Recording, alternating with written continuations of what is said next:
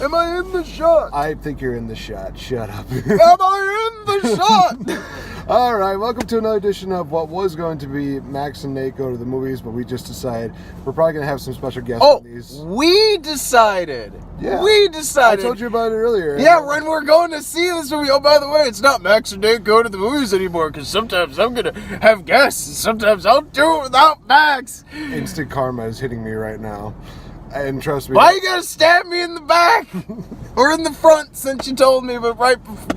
The point is, fuck you. That's the point. The moral of the story is trust no one. Oh my God. They'll get you one day. So stab you in the back. So we're I think it's a working title. Right now we're just going to call it Movie Talk for right now. Take my name out of fucking. See how it is? You're Agent Cooper, though. You got Agent Cooper's Pulpit on YouTube. Go check it out, by the way. It's pretty okay, awesome. yeah, fair enough. So, yeah, we went and we saw the sequel to Happy Death Day, which honestly we were both probably not expecting to be good at all. Oh, well, I'll be honest, like, I did not expect Happy Death Day, the first one, to be good. I legit, like, I saw the trailers, I'm like, okay, it's basically Groundhog Day, but it's a slasher movie. Mm-hmm. Okay, you know what, I'll give it a shot, but this is probably going to be kind of dumb. One of the better movies I saw that year. Just a fucking excellent movie. It was hilarious. The kills were really good. It tried to be Groundhog Day in the sense that it's like, okay, they took the same premise, but they actually tried to do shit with it. The thing is, like, with this one, how do you do a sequel to Groundhog Day? People have always, like, for years, for decades now, there's been the joke of, you know what they should do? They should, make a fake trailer for Groundhog Day 2, put it up, actually film a full trailer with, Bill Murray, everyone else that would be in it. And then when people sat down in the theaters to watch Groundhog Day 2, it was just a screening of Groundhog Day. Like, I've always thought that would be a great fucking joke. That'd be amazing. Like, people have been saying that for years. Like, who's going to be mad? You can see Groundhog Day, whatever. But, like, I figured, what the fuck are they going to do for a sequel? They did a lot. Yes. They did a lot. They fake you out, like, 3 times at the start. Of course, he's referring to Happy Death Day to You, which legitimately we were not asking for a sequel to it, but would have been a fine standalone movie. It would have been fine, but honestly, after watching it, I still feel the same way about it still being a standalone. But at the same time, I have no major complaints about. Well, okay, maybe a couple major complaints here and there, but we'll get into that when we get into it. But honestly, overall, I thought it was still a pretty enjoyable movie. Oh hell yeah! This movie was great. I will say this though. If you were a fan of the original, and part of the reason you liked it was because, it's a slasher movie version of Groundhog Day, don't expect a slasher movie. This is they're okay, they still have the time loop concept, and the main character still has to die to, reset the time loop, but it only happens with the killer, 2 times? She goes through, weeks, maybe even months of just dying over and over. But it's going to sound weird, and it's going to sound weird that this would be funny, but it's suicide. You get a suicide montage in this movie, and it's fucking hilarious. Such a great gray area there, legitimately just so rough. And again, guys, whenever we do this, it's always spoiler filled. So let's just go right into it. First, we definitely need to talk about basically the story. Like you said, it actually starts off interestingly enough with Ryan, I believe it was. Yeah, Ryan. Who was like the supporting guy, the pervy nerdy guy who was, I can't remember main character guy. Fuck. We literally just saw the movie. I can't remember. I can remember Ryan's name, Samir. I can remember. That's kind of funny. It's like we remember a lot of. I remember everyone's name but him. And he's not even a bad character. It's not a bad actor. It's just I can't remember. It's just he doesn't really get noticed so much. We know Tree, which legitimately I think to myself, her full name is Teresa. Oh, yeah, they did say I think it was her dad called her Teresa. Okay, Tree is short for Teresa. My only thing is, Tree. It's still a sticking point for me because it's what the fuck kind of nickname is Tree? It's not even Teresa. Teresa is pronounced with T, not Tur. It's the dumbest complaint. It's the dumbest complaint. How much ganja did you have to be smoking in order to come up with that? They were smoking trees. They were smoking trees. Oh, my dear Lord. That's where the name came from. They're like, dude, we should name our character Tree. So, literally, Ryan starts going through, like, the same loop that Tree was going through in the first one. But then they soon reveal that there was this, I'm trying to remember, like a quantum... they go into a quantum mechanics classroom laboratory. Yeah, Ryan and like his compadres on the project, they developed this, what they call it, SISI. It stood for something. I can't remember. Quantum. I can't remember. The point is, it's like this.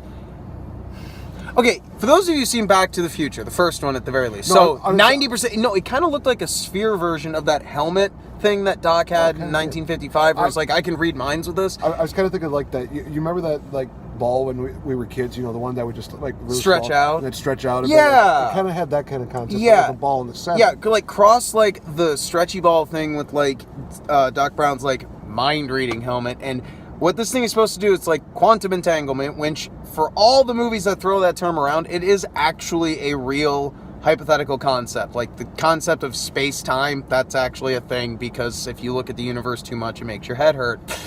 Anyway, they basically developed a machine that they thought would allow them to, like, you know, slow down time, essentially. Like it would, like, maybe they could actually create a closed loop. And that's the explanation for, you know, basically it misfired. And that's the explanation for why Tree got into the loop in the first movie. And apparently, like, fixing it or something along those lines kind of just shunted the loop to Ryan. Okay, so just when you start to think, oh, it's going to go into like, oh, they got to deal with Ryan and it's going to be the same movie. Nope, it suddenly starts turning into like this weird out there sci-fi movie. And you're like, okay, I can roll with this. And then bam, Tree gets shunted to another dimension, still in the time loop. So multiverse theory and time loops. And just when you think it's going to get way too up its own ass and convoluted, it almost completely drops the slasher movie part of it and just focuses on Tree dealing with the loss of her mom and going through the aforementioned suicide montage to try to get herself not only out of the time loop, but back into her own dimension. Yeah, this movie... It's not just a retread of the first movie. They almost completely drop the dark comedy is still there, but it's not a slasher movie. Like the slasher, like Tree dies like 2-3 times by the slasher, and more times on screen than I can remember, just to herself. I mean, and then they start adding in some other stuff like, you know, oh, every time she comes back, it's like, oh, she's getting weaker and she's hurting and, you know, she might die. They kind of mentioned that in the first one, but they really just... It becomes more apparent. Yeah, like, I guess the idea is they fixed the time loop before things could go south and she could, you know, die eventually. With this one, it's... Die permanently. Yeah, with this one, because she basically... There's, just like any scientific experiment, there's tons of variables, and they need to figure out the exact variables so they can send her back, close the time loop, and then close the dimensions. Well, unfortunately, there's the problem of every time they do a full day's of work, she has to die, and they won't remember it. So she has to learn quantum physics, which... this is the kind of shit that takes people, like, years to learn. She's like, oh, I've known you for weeks. Bitch, you knew them for, like, at least a year, just, like, 8 hours a day, like, no breaks. Like, Jesus Christ. So she has to do that. I fucking love this movie, by the way. It is hilarious. Also, the scene with her mom where she says goodbye.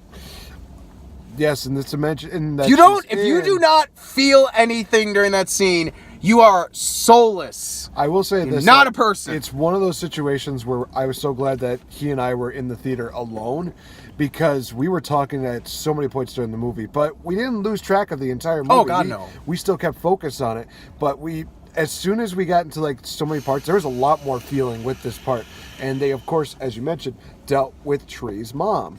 And when those two just work together, when those two actresses, you know, play a mother-daughter deal, oh, we were literally just saying, you know, just rip my heart out, let me stomp it so I can feel nothing. I even said, I will tear my brain out and stomp it so I feel complete numbness in my body. it's one of those things where it just gets to be so good. It's basically one of those situations where Tree has to make the choice. Does she stay in this dimension where she has all these, false ideas that this is a better life for her, that she can do with this, but then... Like her mom brings up, oh, don't you remember that time we got that cinnamon roll? Like, you ate 2 of them because they were so good. The big ones from, like this bay or whatever. We did it last year for her birthday. And Tree's like, these aren't my memories. This isn't my world. And it's... one thing that I will say that I'm okay with them not going into it, but I also kind of wish they had. Like, especially around that point, I wish she would have realized or, like, brought up, like, one of her reasons for wanting to go back to her universe, even though, her mom is dead there, would be, I can't put myself through that again. And, basically saying, oh, yeah, the Tree from this universe just went to a world where her mom is dead. Yeah, like... I kind of got that vibe from her a little bit, but I kind of do wish they would have gone into it in the movie. Like, I think that would have... I'm not saying that's a bad thing. I personally actually... Like, there's plenty of movies I don't have problems with, but, they'll be... they're just okay or whatever. I really love this movie. I don't really have any problems with it. Like, there's a few things I would have wished they would have gone into. Yeah. Like that, or... I wish they would have made some more jokes, dealing with, some of the time travel and alternate dimensions and shit. But... It fucking worked anyway. Yep. So basically, it ends up with Tree going back to her own dimension, and then we have, I believe it was it DARPA? Was it DARPA? Or basically DARPA. Basically, DARPA comes in. They want to harness the power of Sissy, and they wanted to have somebody go through like this whole loop deal, and they basically are deciding, well, who should be the test subject for that. I know the perfect candidate. Oh, and Tree did that, and then next thing you know, we see Danielle wake up in her bed, and it does like the cheesy 80s zoom in. It's fucking great. Oh my god. So if you're thinking that there's not an end credit scene for this, there is. And every movie has an end credit scene these days. Like it does feel every like movie. Oh my god. So, yeah, that's the basic story of it. We're not going to go too in detail into that because there's still quite a few things that we could discuss. Oh, and we want you to see this. This movie was great. So, positives. There's a lot more emotional moments, as we mentioned here. A lot of stuff with... It's much funnier, too. Oh my gosh, it is funnier. There's one scene... Dude, why'd you have me in the penis? Oh my god. There is like... That sounds immature. It sounds immature, but you gotta remember these are like early 20s college kids. Just bam! Dick smacks. Dude, why'd you... It's the best part. It's the way it's the way he says the word penis, and the fact that he says that. You'd figure somebody like, oh, why'd you hit me in the dick? And it's like, okay, yeah, well, penis is the actual term. He could say that. Plus, he's a scientifically minded individual, even if he is kind of a burnout. Like, okay, man, but he's like, penis! It's just like, it's the most immature thing. Okay, not the most immature thing that I've laughed at this year, but it's the most immature thing in a movie I've laughed at this year. But again, they're like 20-something college kids. It makes sense. God, I feel fucking old. I turned 30 this year. Somebody put me in a time loop back to my early 20s, please. Oh, man. And then there's also like a couple of scenes where they do like the whole, the whole suicide montage. A lot of funny stuff, but the one we definitely will say that's actually in the trailer is the fact that, she does go out of the plane, no parachute, she's just in her underwear and socks. It's just so funny. She waves, falls down, and literally as she's going down, she's just... Did she like do a double finger? Yeah, well, the thing is, if I could find one little flaw. Okay, what happens is, like, I'll spoil this one, but that's it. So... in this universe, the guy she ends up with in the first movie and Danielle are dating, like they're a couple. Right. I know, if you've seen the first one, that's fucking weird, alternate dimension, whatever. Well, when she jumps out of the plane, she does it so, they're sitting on a bench and they're kind of kissing and having like a little date or whatever, and it's like in that square, in the college campus. Yeah. And she purposely dies, like landing in front of them, like blood shoots up. But the thing is, she falls and she does this to the camera, like, basically like and I get it, you're in free fall, you can't control, but I think it would have been so much better if, like, we'd seen them, like, from behind, like, Danielle and what's his name, like, the camera's behind them, and it freeze frames as she's coming down face them, so that way it's still to the camera, but it's, you know, obviously to them, and like that I think would have been better. It's such a tiny little thing. It's just so fucking great because it's just. It's just one of those things where they just throw a little bit of comedy in there, and it somehow just it works. It absolutely works. Man, now you're just turning into Ninja Brian from Ninja Sex Party. Oh man, so I'm done. Oh my gosh, but One also I will say this, that there was actually quite a bit of more character development. I mean, they actually gave, you know, the boyfriend a little more character. Danielle had about as much character as you could expect. Her friend, the one that in the original universe, the first movie, was the killer. Lori. Because in this one, she's not. No. Yeah. I'm not going to spoil who the killer is. But I will say that you're probably not going to be surprised by who. Yeah, you won't be. Like, even though there are some noticeable differences, it's not like a universe where, oh, there's like 40 killers, or, oh, it's like a universe where the killer is basically like a supernatural Jason Voorhees kind of thing. No, the changes are ones that make sense. Yeah. Like just little tweaks to people's lives and timelines to push them in this direction instead of this direction. If you're familiar with, you know, multiverses and whatnot, an actual hypothesis in the field of aeronautics and space-time research is, what is it? The many worlds interpretation.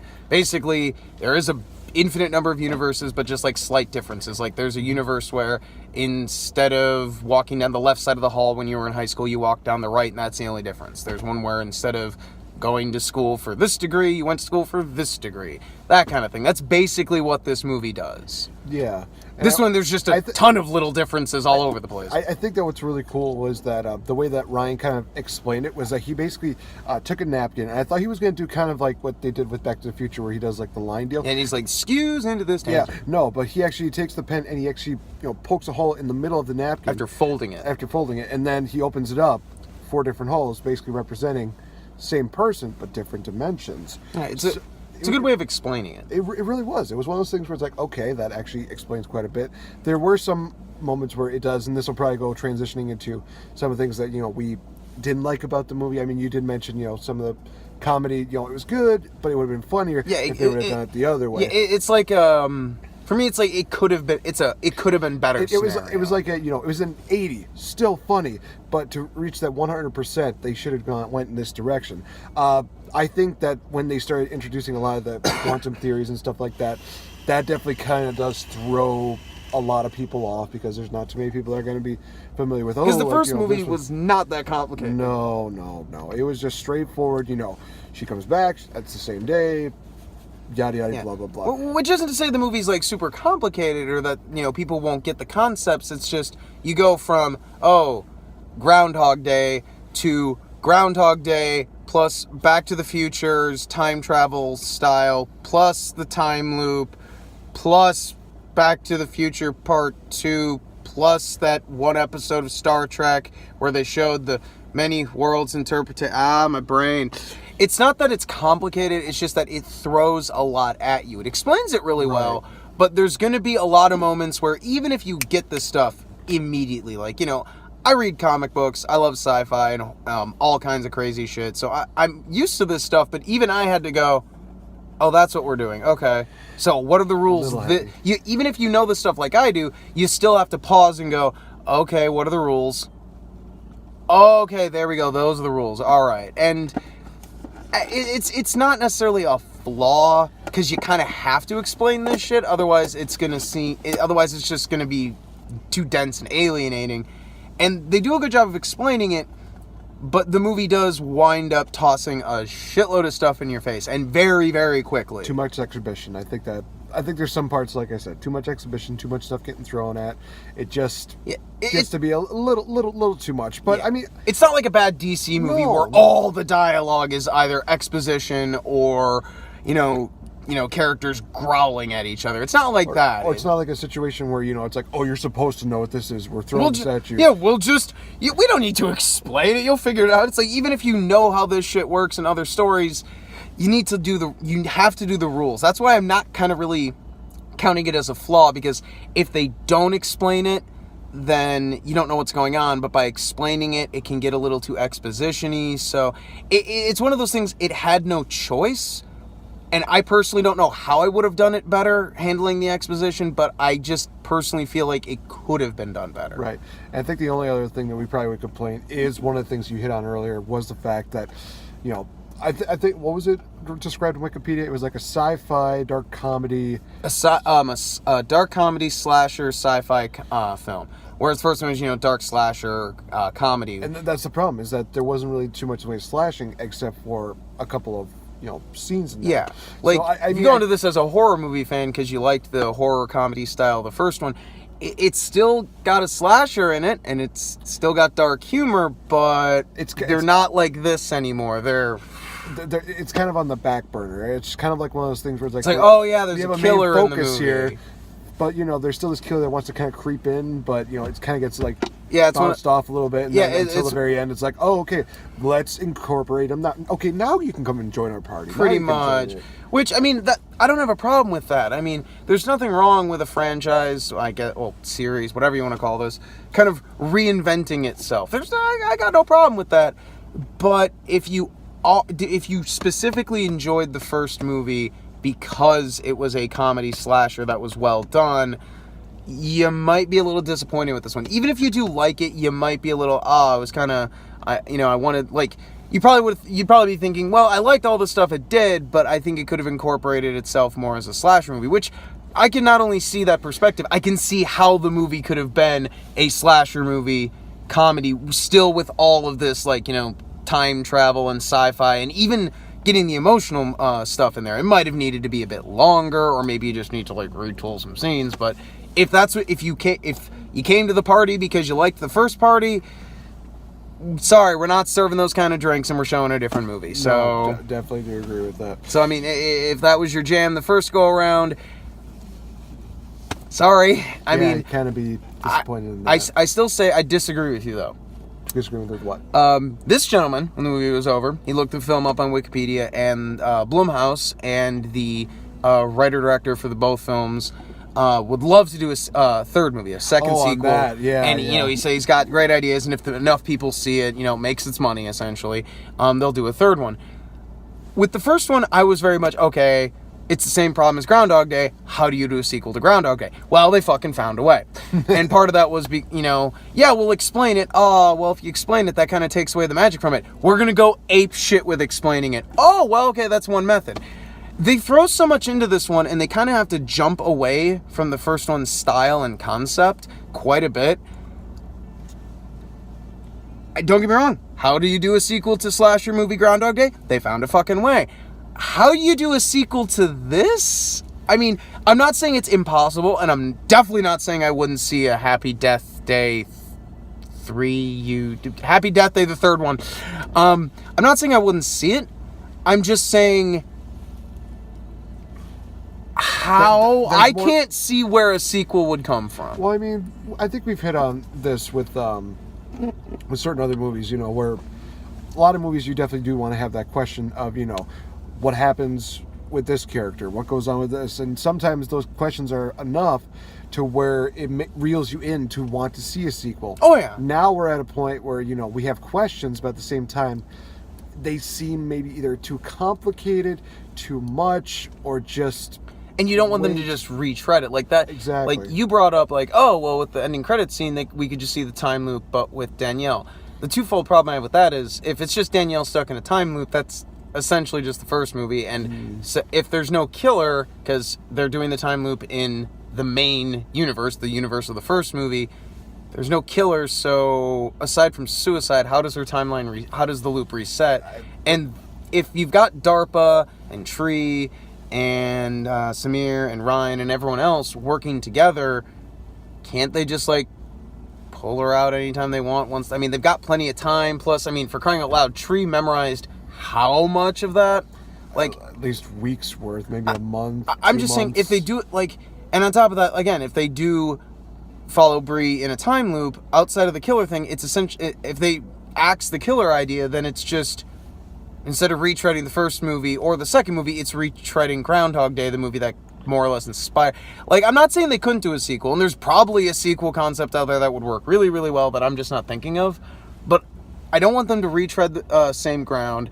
I definitely don't want them to just stray too far away from, like, this movie, for me at least, I felt, yeah, they definitely got away from the first one, but they didn't go too far. They went just far enough to where, is this really a sequel? But they still stayed in that area. Yeah. You don't want them to go too far away that it just divorces itself. You don't want them to retread similar ground. And they threw so many ideas in this one, I'm like, what's left? I mean, again, Yeah. I will check out a Happy Death Day 3. I'm not saying I won't. And I'm not saying, because, like, they managed to make a sequel to slasher movie Groundhog Day. Successfully. Like, I trust these motherfuckers to make a good movie. You did it twice. You captured, like, we're gonna do a slasher movie Groundhog Day. That won't work. Lightning in a bottle. Holy fuck, that was awesome. Okay, we're gonna do a sequel to slasher movie Groundhog Day. Dude, that is gonna suck. We caught 2 lightning bolts in the same bottle. Yeah, I got a jar of lightning. It's like, it's like a better version of I've Got a Jar of Dirt, except it's not in a shitty Pirates movie. Yeah. I have a grudge against the second Pirates movie. I don't know what. Save that for another time. And yes, another time. I trust these people. They managed to, make both these movies. Blumhouse is awesome. Track record occasionally a little spotty, but overall really good. I think overall what's actually crazy is that this is probably the third Blumhouse movie that we've seen that has been actually pretty good. Because I think the first one we saw that started a really good streak was the next Halloween that came out, Halloween last year. Oh god, yeah. Then we saw Glass, which was the first movie that we reviewed this year, and that was still really good. And now we have this one right here. So plus we got coming out this year, we got Us. Oh my god. Ma. Which we saw a trailer for that. That's gonna be awesome. We're gonna be definitely talking about that. Oh my god, that looks good. Oh my god. And just so many other great things that are going to be Fantasy Island, whatever like that one, there's so little information on it that it's one of those, okay, the fuck, I gotta know. And before that, they had stuff like Get Out. I personally enjoy every Purge movie after the first one. Mm-hmm. I even like the most recent one, honestly. But so basically for me, every Purge movie after the first one, that's Blumhouse as well. Mm-hmm. Sinister. Well, I'm just saying, like, starting from... Oh, yeah, like, we got, like, Sinister, the Insidious movies, and I don't care what anyone says, I think the first, second, and fourth Paranormal Activity movies are fucking great. So, Blumhouse, like, and then you got these two, the Happy Death Day movies, like, Blumhouse, do they have some failures? Yes. Paranormal Activity, the marked ones, Paranormal Activity 3, the first Purge movie, not the first Purge, I liked the first Purge, fuck that series and its names. Like, Blumhouse, great. Like, I mean, and for crying out loud, they made the best fucking Halloween movie. God, I still love that movie so much. Like, Blumhouse. Doing great. So, let's get into final scoring, final rating. Happy Death Day to you. We should do our ratings for the first one, too. Oh, should we? Yeah, why not? Okay, so let's start with that one.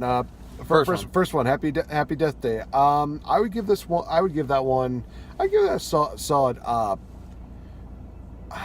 think I'll go with the 4 out of 5. I think it was really good. It's an original concept.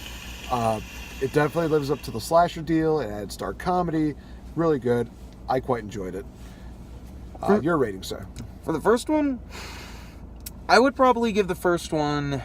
I really liked it, and I really, it threw me, like, the first time I saw it, I'm like, oh, this is okay. I've seen it 3 times now, and it's one of those, it's gotten better with each viewing.